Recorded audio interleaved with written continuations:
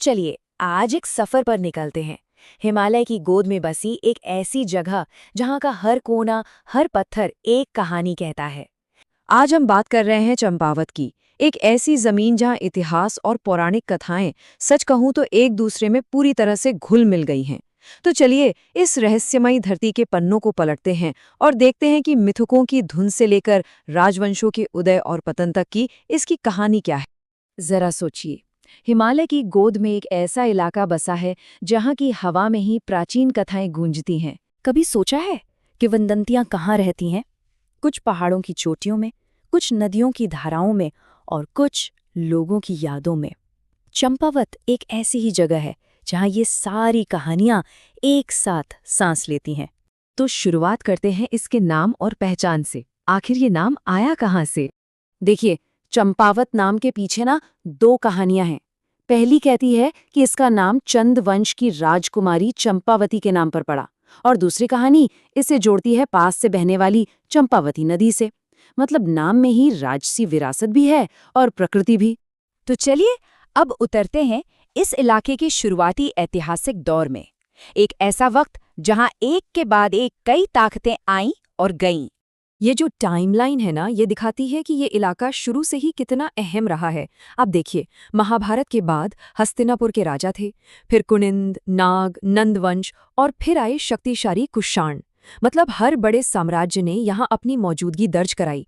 लेकिन इन सभी ताकतों के आने जाने के बाद चंपावत के इतिहास में एक ऐसा मोड़ आया जिसने इस जगह की किस्मत को हमेशा हमेशा के लिए बदल दिया, और वो था चंद राजवंश का आगमन। उस वक्त का सीन कुछ ऐसा था। एक तरफ थे वहां के स्थानीय कत्यूरी राजा ब्रह्मदेव, जिनकी पकड़ ढीली पड़ रही थी, वो अपने ही लोगों पर काबू नहीं रख पा रहे थे। और दूसरी तरफ एंट्री होती है एक नौजवान, बड़े ही महत्वाकांक्षी राजकुमार की, सोमचंद। और उन्होंने इस मौके को बिल्कुल सही पहचाना। और वो साल था 953 ईस्वी। याद रखिए इस साल को। यही वो साल है जब माना जाता है कि सोमचंद ने अपने राज की नींव रखी और यहीं से एक नए दौर की शुरुआत हुई। तो अब सत्ता तो हाथ में आ गई, पर उसे मजबूत कैसे किया जाए?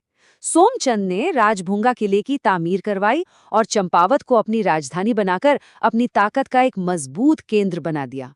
और ये राजवंश सिर्फ तलवार के दम पर नहीं बढ़ा। देखिए, सोमचंद के बेटे आत्माचंद ने आस पड़ोस के राजाओं को अपने अधीन किया, लेकिन असली गेम चेंजर साबित हुए उनके पड़पोते इंद्रचंद। उन्होंने जो किया वो कमाल की दूरदर्शिता थी। वो नेपाल से रेशम के कीड़े ले आए। सुनने में छोटी बात लगती है ना? पर इसी एक कदम ने इस पूरे इलाके में रेशम उद्योग की शुरुआत कर दी। लेकिन कहते हैं ना, हर चीज का एक अंत होता है। लगभग 800 साल, सोचिए 8 सदियों तक राज करने के बाद इस राजवंश का अंत बहुत ही नाटकीय और दुखद हुआ। आखिरी राजा देवीचंद को उन्हीं के मंत्रियों ने धोखे से मार डाला, और इस एक घटना ने इस ताकतवर वंश का अंत कर दिया और पूरे इलाके में उथल-पुथल मच गई। ये टाइमलाइन अपने आप में एक पूरी कहानी है। करीब 700 ईस्वी में चंद वंश की नींव रखी गई। फिर 760 ईस्वी में राजा इंद्रचंद्र ने रेशम की खेती यानी सेरिकल्चर की शुरुआत की, जो उस वक्त के लिए एक बहुत बड़ा आर्थिक कदम था। और फिर कहानी आगे बढ़ती है 1857 के विद्रोह तक, और उसके बाद 1930 के दशक में अपने हक के लिए हुए शांतिपूर्ण संघर्ष तक। हर दौर ने यहाँ अपनी छाप छोड़ी है। चंद राजवंश तो खत्म हो गया, लेकिन चंपावत की कहानी नहीं। इसके बाद यहाँ का इतिहास एक बड़ी कहानी का हिस्सा बन गया, ब्रिटिश साम्राज्यवाद और फिर भारत के स्वतंत्रता संग्राम की कहानी का। और फिर आया साल 1815। ये वो तारीख थी जब इतिहास ने एक और बड़ी करवट ली। चंपावत समेत पूरा का पूरा कुमाऊं क्षेत्र अब अंग्रेजों के कब्जे में आ चुका था। लेकिन गुलामी की जंजीरें हमेशा के लिए नहीं थीं। 20वीं सदी आते आते यहाँ के लोगों में अपने अधिकारों को लेकर एक नई चेतना जागी। वो देश के स्वतंत्रता आंदोलन से जुड़ने लगे, और आखिरकार 15 अगस्त 1947 को बाकी भारत के साथ ये जमीन भी आज़ाद हो गई। चलिए अब इस सफ़र को आज के दौर तक लेकर आते हैं। देखते हैं कि चंपावत को उसकी आज की पहचान एक जिले के तौर पर कैसे मिली। ये जानना बड़ा ज़रूरी है कि आज़ादी के बाद भी कई दशकों तक चंपावत की कोई अलग पहचान नहीं थी। ये बस बड़े पिथौरागढ़ जिले का एक हिस्सा था, एक तहसील। और फिर वो साल आया जिसने इसे अपनी अलग पहचान दी, 1997। ये चंपावत के आधुनिक इतिहास का एक बहुत बड़ा दिन था। इसी साल इसे एक अलग जिला बनाया गया। तो जरा इसके आकार को समझिए, ये 1766 वर्ग किलोमीटर में फैला है। मतलब एक बहुत बड़े कैनवस की तरह, जिस पर कुदरत और इतिहास ने मिलकर अपनी सबसे खूबसूरत पेंटिंग बनाई है। और उस विशाल कैनवस पर हर एक वर्ग किलोमीटर में रहते हैं सिर्फ 147 लोग। अंदाजा लगाइए कितनी शांति और कितना खुलापन होगा वहां की हवा में।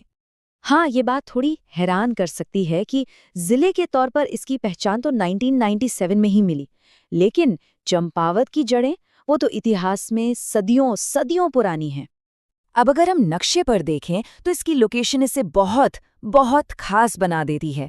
सोचिए, एक तरफ पूर्व में नेपाल की अंतर्राष्ट्रीय सीमा और बाकी तीनों तरफ कुमाऊं के बड़े बड़े जिले।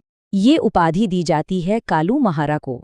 1857 की क्रांति में उनका योगदान इतना बड़ा था, इतना अहम था कि आज भी उन्हें इस पूरे इलाके का पहला स्वतंत्रता सेनानी माना जाता है। चंद शासकों की विरासत आज भी इन किलों में जिंदा है। ये सिर्फ पत्थर की इमारतें नहीं हैं, बल्कि उनकी ताकत और वास्तुकला की गवाह हैं।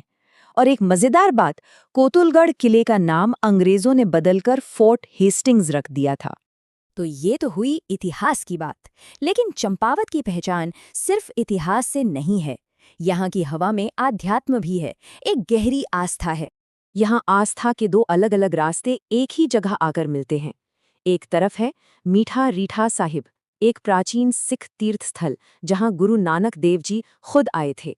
तो वहीं दूसरी तरफ है अद्वैत आश्रम, जहाँ स्वामी विवेकानंद ने वेदांत के ज्ञान की अलख जगाई। और अब बात एक ऐसी परंपरा की जो सुनने में ही मतलब एकदम अलग है, बग्वाल मेला। सोचिए, एक ऐसा त्योहार जिससे पत्थरों की बारिश का अनुष्ठान कहा जाए। ये सदियों से चला आ रहा एक प्रतीकात्मक युद्ध है, जो आस्था का एक बहुत ही जोशीला और अनोखा रूप है। और कौन कहता है कि इतिहास सिर्फ पुरानी किताबों में मिलता है? चंपावत में तो इतिहास आज भी खोजा जा रहा है। 1993 में पाताल रुद्रेश्वर गुफा का मिलना इसका सबसे बड़ा सबूत है। ये एक ऐसी जगह है जहां जाके लगता है मानो पौराणिक कथाएं सचमुच जिंदा हो गई हों। तो इतिहास और आध्यात्म से निकलकर अब आते हैं आज के चंपावत पर। यहाँ के शहर कैसे हैं, लोग कैसे हैं और उनकी जिंदगी कैसी है। यहाँ के 3 मुख्य शहर हैं और तीनों का अपना एक अलग किरदार है। लोहाघाट, जिसे जिले का दिल कहा जाता है, टनकपुर, जहां सबसे ज्यादा आबादी है, और बनबासा, जो नेपाल सीमा पर हमारा आखिरी पड़ाव है।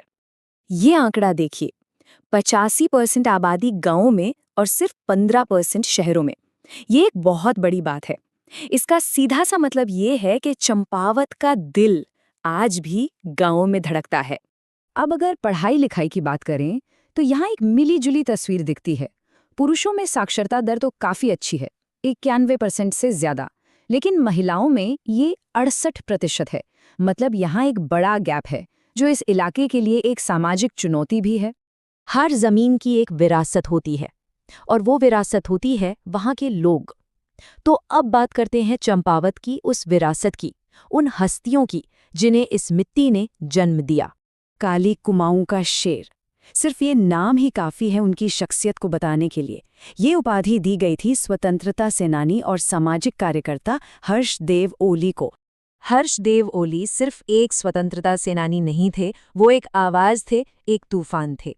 उन्हें काली कुमाऊं का शेर तो कहते ही थे, लेकिन उनका जोश और तेवर ऐसा था कि उन्हें उत्तराखंड का मुसोलिनी तक कहा गया। और उनका प्रभाव वो इतना जबरदस्त था कि वो मोतीलाल नेहरू के राजनीतिक गुरु माने जाते थे। तो एक तरफ सियासत का शेर, तो दूसरी तरफ साहित्य का सितारा। हिमांशु जोशी जी इसी मिट्टी की देन थे, एक बड़े लेखक और पत्रकार, जिनके उपन्यास सूरराज पर तो एक कामयाब फिल्म भी बनी और उन्हें कई बड़े साहित्यिक सम्मान भी मिले।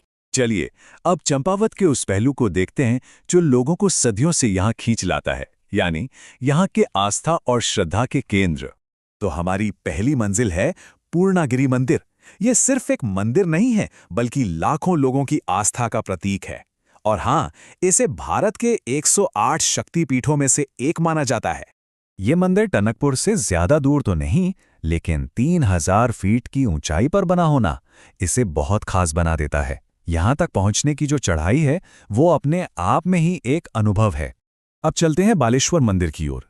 इसके बारे में कहा जाता है कि यह जिले का सबसे कलात्मक मंदिर है, और जब कोई इसकी पत्थर की नक्काशी देखता है ना, तो समझ जाता है कि ऐसा क्यों कहा जाता है।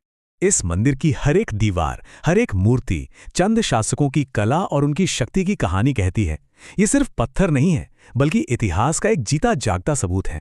अच्छा, चंपावत सिर्फ हिंदू मंदिरों के लिए ही नहीं जाना जाता। यहाँ पर सिखों का भी एक बहुत ही पवित्र स्थान है, जिसे गुरुद्वारा कहते हैं, जहाँ लोग एक साथ मिलकर प्रार्थना करते हैं। ये है गुरुद्वारा रीठा साहिब। एक मान्यता है कि गुरु नानक देव जी यहाँ आए थे और उनके स्पर्श से कड़वे रीठा के फल मीठे हो गए थे। वाकई ये जगह शांति और सद्भाव का एक बेहतरीन प्रतीक है। तो आस्था के इन केंद्रों के अलावा चंपावत की दीवारों में और कौन सी कहानियां दफन हैं? चलिए थोड़ा समय में पीछे चलते हैं और इन परतों को खोलते हैं। ये टाइमलाइन हमें चंपावत की पूरी कहानी बहुत अच्छे से बताती है। सबसे पहले चंद राजाओं ने इसे अपनी राजधानी बनाया और बालेश्वर जैसे मंदिर बनवाए। फिर आया अंग्रेजों का दौर, जब जॉन एबॉट ने यहाँ एक हिल स्टेशन खोजा। और फिर आधुनिक समय में स्वामी विवेकानंद के शिष्यों ने यहाँ मायावती आश्रम की स्थापना की। मतलब हर दौर ने यहाँ अपनी एक छाप छोड़ी है। अब जरा एबॉट माउंट की कहानी सुनिए। एक अंग्रेज जॉन एबॉट ने इस शांत जगह की खोज की थी, लेकिन दिलचस्प बात यह है कि उनकी विरासत आज भी भारत में जिंदा है। उनके वंशज आज भी झांसी में रहते हैं। इतिहास कैसे जुड़ जाता है ना? तो इतिहास और आस्था के सफर के बाद अब कुछ देर के लिए रुकते हैं और चंपावत की उस खामोशी में खो जाते हैं जो यहाँ की वादियों में बसती है। यहाँ दो ऐसी जगहें हैं जहाँ असली शांति मिल सकती है। एक है लोहाघाट, जो करीब करीब 1700 मीटर की ऊंचाई पर बसा एक शांत शहर है, और अगर उससे भी ज्यादा एकांत चाहिए तो है मायावती आश्रम, जो 1940 मीटर की ऊंचाई पर मानो दुनिया से दूर है। मायावती आश्रम सिर्फ एक इमारत नहीं है, इसे स्वामी विवेकानंद के विचारों पर बनाया गया था। एक ऐसी जगह जहां बिना किसी कर्मकांड के सिर्फ अद्वैत वेदांत का अध्ययन और ध्यान किया जा सके। ये सचमुच आत्मखोज के लिए एक आदर्श जगह है। तो हमने देखा कि चंपावत सिर्फ एक जगह नहीं है, ये आस्था का केंद्र है, इतिहास की एक जीती जागती किताब है और शांति का एक खूबसूरत ठिकाना है। ये तीनों का एक ऐसा संगम है जो इसे अविस्मरणीय बना देता है। तो अब सवाल ये है कि अगर कोई चंपावत के इन पहाड़ों में जाए तो उसकी अपनी कौन सी कहानी होगी? वो यहाँ क्या खोजने निकलेगा? उम्मीद है ये वीडियो आपके लिए हेल्पफुल रही होगी।